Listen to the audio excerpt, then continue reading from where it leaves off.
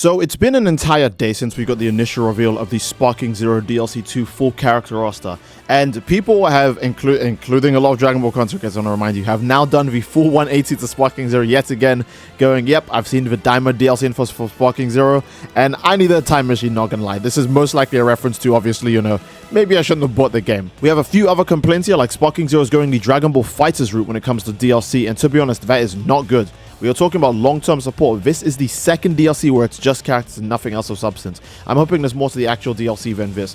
Now, I think something that's really tragic that a lot of people have been undermining is that people are focusing exclusively on the characters and not the fact that we got a new technique customization option. Now, I think it's just that people have so little hope for Dragon Ball Daima or Dragon Ball Sparking Zero that they have ignored the entire section where it says Goku Mini will have an item that can literally change his entire moveset, right? And I want to believe that they'll apply this to other characters too, but most likely knowing Sparking Zero, they'll just pick the laziest option and leave the customization as dead as possible, even though the ability to customize character super attacks and ultimate attacks and their costumes and their transformations would be really cool.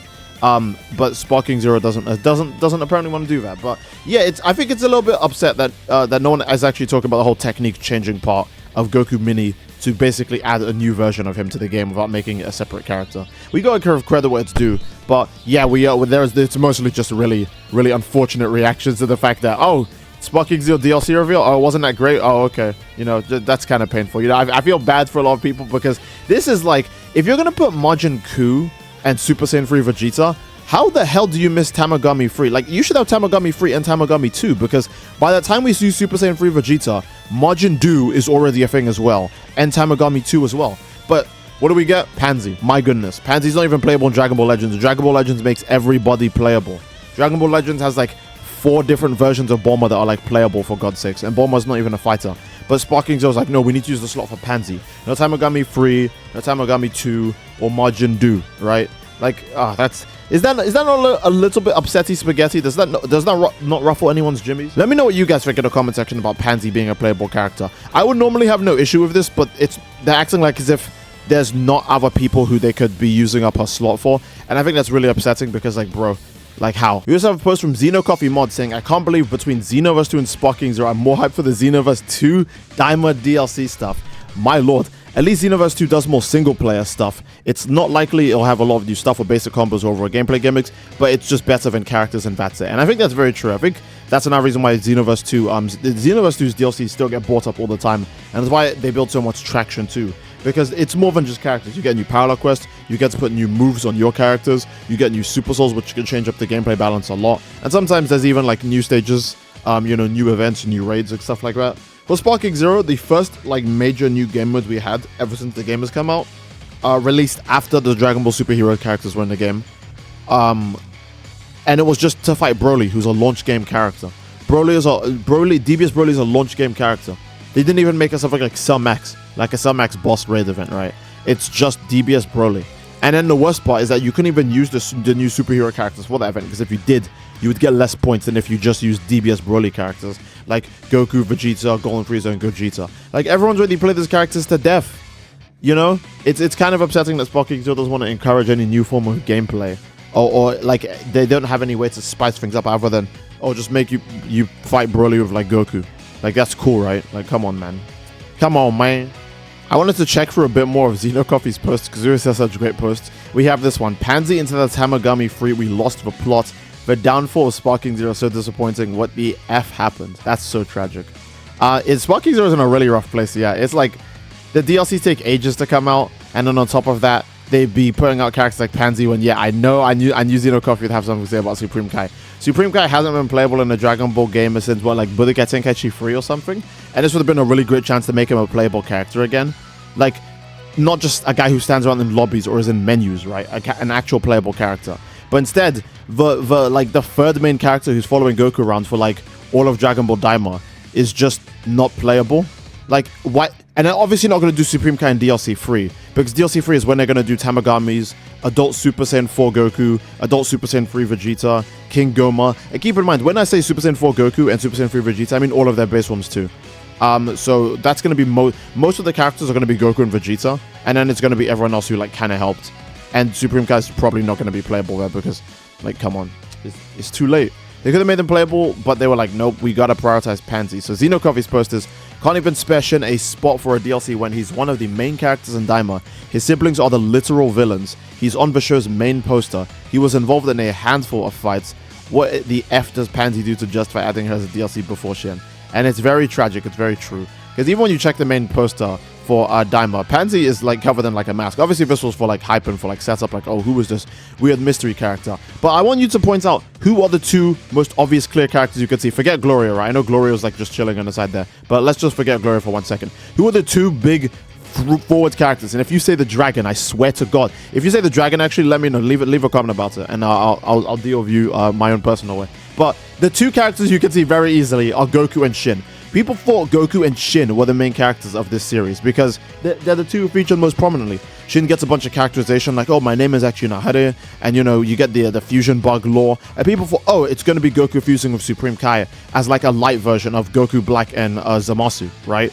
That would have been like a really interesting take. Obviously, the show is very GT inspired, so they weren't going to do any Dragon Ball Super references like that. But it would have been a nice thing to see, you know. Instead, obviously, Shin doesn't get to do all of those insane things in the series, but he's still a main character regardless. And then Panzy ends up being the playable character. Like, look, I don't even hate Panzy. Like, the Sparking Zero devs actually wanted to just create some Panzy hate for no reason, because they randomly thought one day, what if we made Panzy the playable character? And nobody wanted that. So we could just get a bunch of people hating Panzy for no reason. Because I'm pretty sure no one hates Panzy. People see Panzy the same way they see Bulma.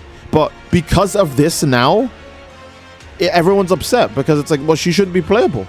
It's very tragic to see that the biggest Supreme Kai fan of all time has lost another chance to have Supreme Kai be playable. I guess wait till next year to see if they actually add him as a DLC character. But yeah, logging back in, see the Sparking Zero trailer was like, there was no trailer. I know some people think there's a trailer. There's no trailer right now. It's just teasers. But yeah, logging back in just to be like, oh, the new characters aren't even like that, like cool. Like, you know, it's people who you're expecting, right? Vegeta, Super Saiyan 3, obviously. Super Saiyan Goku, obviously we saw him in the last trailer. Like the actual trailer, right? He's in this actual trailer. Gloria, we already saw. Majin Ku is a character I like, but many people don't like, and I can completely understand why you wouldn't be hyped to play Majin Ku in a Dragon Ball game. And Panzy is just straight up like a WTF. Like, why did they add that? Like, who asked for that? Actually, you know what? If you think Panzy's an okay DLC edition, let me know in the comment section. That's a good way to gauge how far you made it to the video. If you think Panzy is worthy of being around Super Saiyan 3 Vegeta and SSJ Goku as like playable DLC characters, do please be letting me know in the comment section down below. Sparking Zero Sabotage needs to actually be documented and studied because this is a contender for the worst DLC of all time. Oh my goodness. Oh my lord. All right. I see. I mean, everyone's entitled to their opinion, right? But you have to remember that Xenoverse 2 did have a DLC where they had a bunch of characters that we chose to vote for to be in the game. And then they made us pay for those characters. And the characters was just a weaker version of Ultra Instinct Goku, Super Saiyan 4 Vegeta's base form, and the last Pride Trooper that nobody asked for. So, you know, I don't want to bash Sparking Zero, right? Like, Sparking Zero's DLC wasn't that great. But you have to remember that this isn't the worst DLC of all time. Then again, that's a completely subjective opinion. Who knows? But yeah, it's kind of rough. It's kind of rough seeing Sparking Zero turn out this way. Honestly, not much else to say about the state of Sparking Zero, the condition of Sparking Zero right now, I guess. Sparking Zero is a game that struggles to be on life support, and it's probably going to stay that way forever because this DLC is going to come out. And again, the two characters that people like the most in this DLC, right, are literally these two fine gentlemen right here. These are the two characters that people like the most. These are the two characters that people like the most right here in the DLC. And the moment, like, we've had our fill of them, we're gonna stop playing them, and then we're gonna go back to Beast Gohan and UI Goku and all that stuff. You could say, well, people might play Super Saiyan 3 Vegeta and SSJ Daima Goku, and yeah, they'll probably play them for the first day. But let's be real, these characters don't have 4 health bars. There's no way they're gonna delete like a health bar and a half with one super attack, the way UI Goku and SSJ 4 Gogeta do, right? There's no way their attack animations are the fastest in the game or have the highest priority, or them having a super high good UI dodge or really high defense, or, you know, broken skills. Maybe SJ3 Vegeta will have a max power skill, but those cost 4 skill counter now. And there's no way he has After Image or After Image Strike or anything else to waste time while he's waiting for those things to take place, you know? So, and there's no way he's going to have the broken UI Goku Charge Ki Blast exploit. You see what I mean? Sparking Zero's gameplay is actually defined by how OP a character is. So yeah, it's very unfortunate to say that this DLC will probably actually be less hype, quote-unquote, than the last DLC, just because the characters releasing aren't as cool as the last DLC. And there's probably not going to be any meta characters, because again, Beast Gohan, he's super OP because the Beast Kick is way too good. Wild Sense gives him an attack buff, and he has Wild Sense to begin with. His attack damage is really damn high. His skills work on giants, making him relevant even against some max and other giant characters. But this DLC won't have anything like that. So it sucks to say, but imagine knowing that a DLC is going to flop before it even comes out. Even with Xenoverse 2, some of the most hopeless DLCs, you wouldn't think it'd be a flop before it comes out. But it looks like, unless they add a new game mode or something, when we get the actual trailer, we'll probably see more.